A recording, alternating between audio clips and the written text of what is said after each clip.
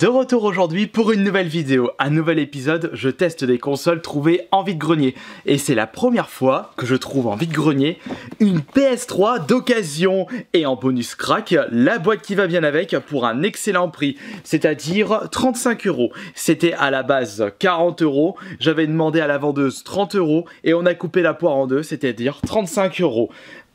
Comme d'habitude, je vous répète tout le temps, lorsque vous achetez des consoles en vide-grenier, négociez tout le temps le prix. Vous n'avez aucune garantie et vous ne pouvez pas savoir si la console marche ou pas. C'est plus facile de tester une console portable en vide-grenier, mais une console de salon, c'est un petit peu plus complexe. C'est vrai que j'ai déjà vu plusieurs fois des PS3 dans les vide-greniers, mais soit c'était dans un état déplorable, ou alors c'était trop cher, ou les deux combinés. Comme d'habitude, on va se mettre sur la table pour déballer tout le bazar, et ensuite on passera à la véritable phase test. Allez, on y va. Hop là.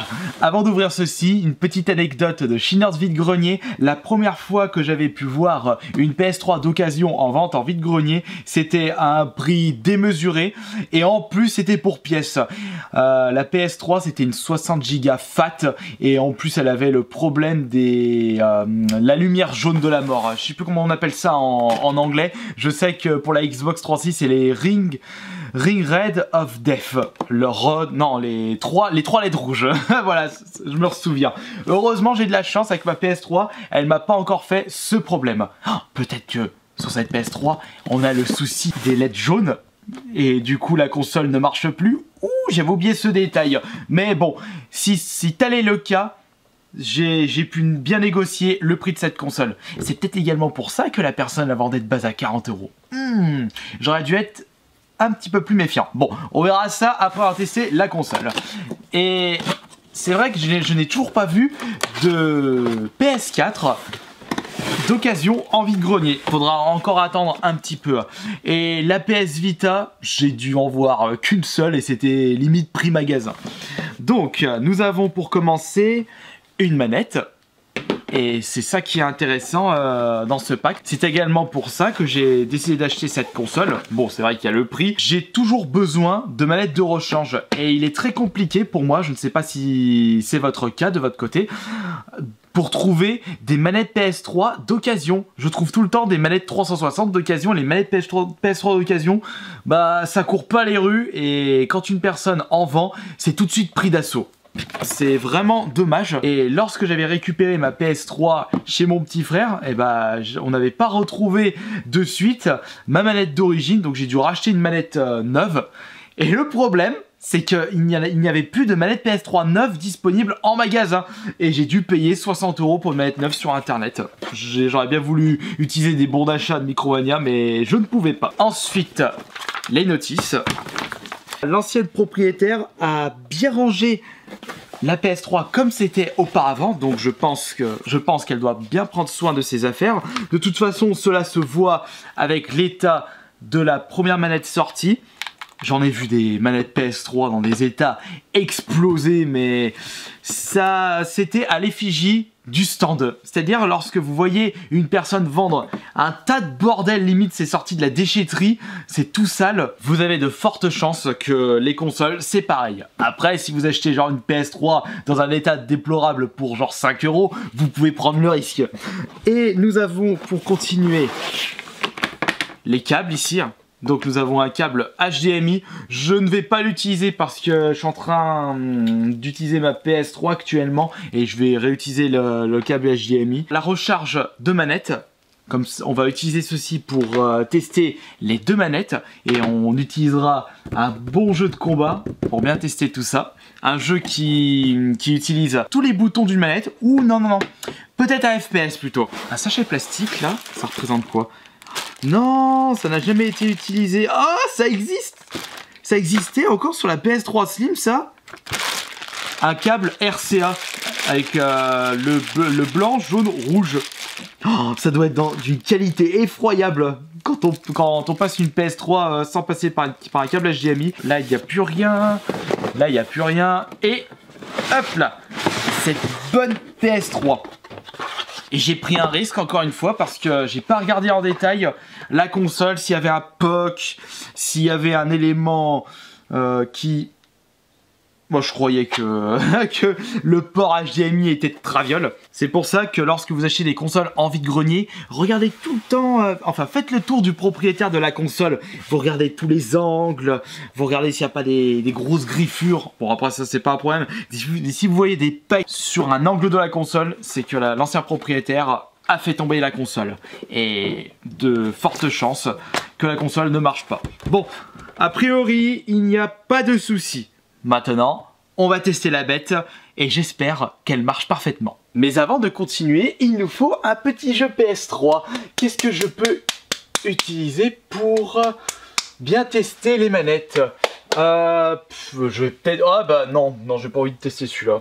Ouais, trop de choix.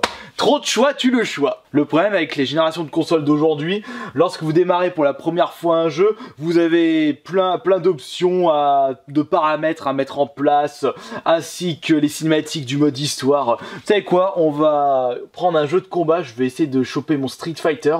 Maintenant, faut le trouver. J'ai Street Fighter X Tekken, au pire, non, il est... il est encore sous blister et j'ai pas envie de l'ouvrir. Allez là. Oh non, c'est la version sous blister. Mais il est où mon Super Street Fighter? Mais c'est pas possible, j'en fais quoi de mes affaires? Ah, le voilà enfin. Hop là, voilà. On va prendre celui-là pour bien tester les manettes. Allez hop, tout est ici. Il faut pas que je confonde le test des manettes, puisque là il y en a plein qui sont en train de se trimballer. Je pense que j'aurai un peu de place là. J'aurai assez de place pour mettre la console. Ouais, c'est bon. Elle risque pas de tomber, et c'est l'essentiel. Alors, le câble HDMI, j'utilise celui-ci. On va le mettre derrière. Tiens, on va regarder en même temps le profil de l'ancienne propriétaire pour savoir à quoi elle jouait. Et le nombre de trophées, niveau combien, enfin tout ça. Ne tombe pas, surtout ne tombe pas. Ce serait vraiment un fail total. On branche le câble d'alimentation, juste ici. Hop là. Putain, il s'est déjà allumé. On va allumer la téloche et on va brancher la première manette. Hop, ici. Allez, on va commencer par toi. Ah, qu'est-ce que c'est que ça? Elle a fait un petit bruit suspect.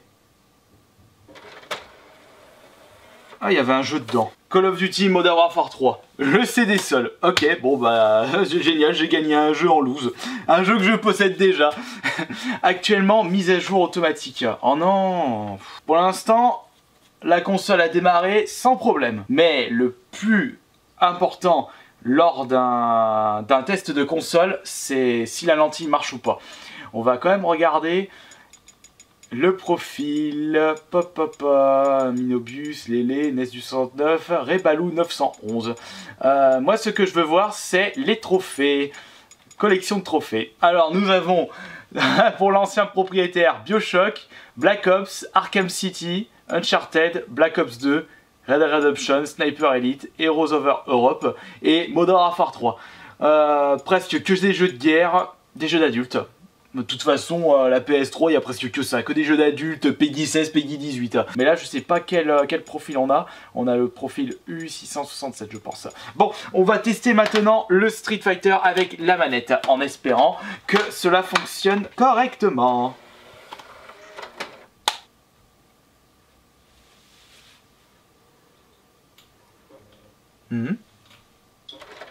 Bah. Oula! Hein? Il a fait un petit bruit, comme s'il voulait recracher le CD, mais il l'a ravalé. Et il n'a pas repéré le jeu. Oh! Oh là là, je crois que cette PS3 a un souci. Ah, il n'arrive pas à lire le CD. Mais qu'est-ce qu'ils ont fait les anciens propriétaires? Oh non, je crois que je suis tombé sur une PS3 qui ne marche pas. Ah! Est-ce que c'est peut-être le fait qu'ils avaient laissé pendant un bon moment? Oula, en plus il y a des... Il y a des micro-rayures sur le Modern Warfare 3. Ah! Bah alors? Putain, le bouton éjecte ne marche pas. Bon, vous savez quoi? Je vais éteindre la console et la rallumer. Voilà. Putain, j'espère qu'il a pas niqué mon jeu. Il m'a fait plein de traces, je sais plus si c'était ça de base. Il va falloir que... Ouh, il y a même une petite rayure ici. Je sais même pas si je l'avais acheté d'occasion au neuf ce jeu. Je vais remettre le Modern Warfare 3. On va bien écouter le son.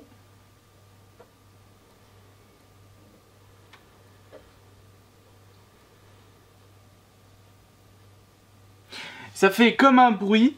Enfin, si je peux vous dire le bruit qu'il fait, ça fait...